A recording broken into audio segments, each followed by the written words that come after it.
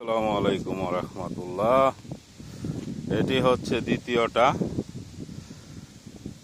আনুমানিক 10 থেকে 15 কেজি হবে। আর ভিতরে এই যে রাখা আছে 70 থেকে 80 কেজির একটা, প্রথমটা। আর এখন এটাকে এখন সাইজ করে ব্যাক করব। আর 3 নম্বরটা আমার বড়শি টর্শি সব সিরাল হয়ে গেছে গা, গতকালকার মতো বিশাল বড় ছিল। যদি সাহায্যকারী থাকতো তাইলে হয়তো রাখতে পারতাম, একা একা রাখা খুবই কষ্ট। তো আজকে বল শিকার করা এখানেই সমাপ্তি ঘোষণা করা হলো। সবাই ভালো থাকবেন, দোয়া করবেন আরেকদিন যেন ধরতে পারি।